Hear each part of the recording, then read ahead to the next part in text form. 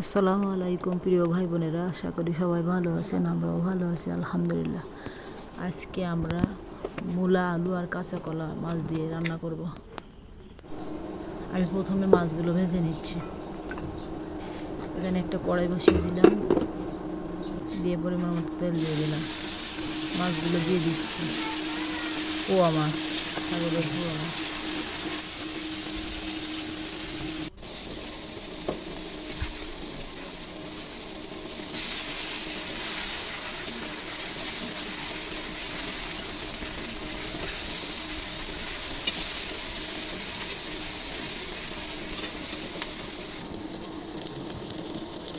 মাছগুলো ভাজা হয়ে গেছে।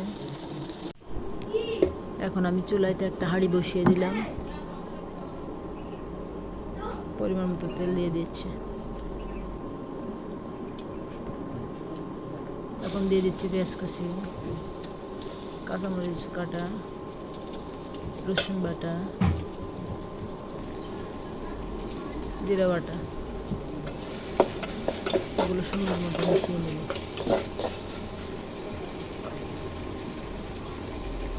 এখন দিয়ে দিচ্ছি পরিমাণ মতো লবণ, হলুদ।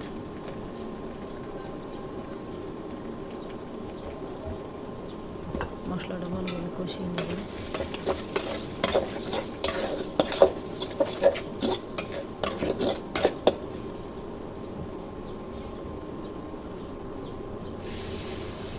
এখন একটু পানি দিয়ে দিচ্ছি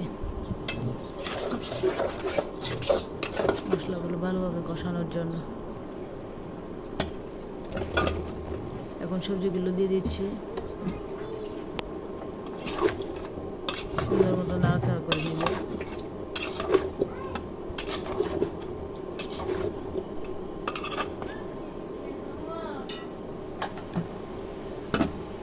এখন ঢাকনা দিয়ে দিচ্ছি।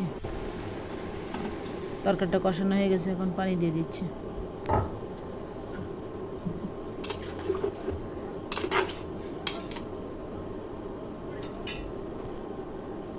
এখন মাছগুলো দিয়ে দিচ্ছি।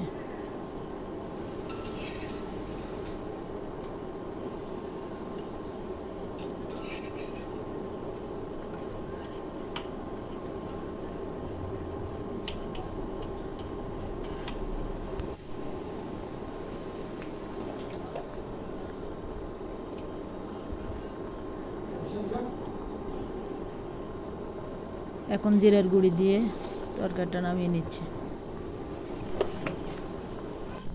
আমাদের রান্না হয়ে গেছে।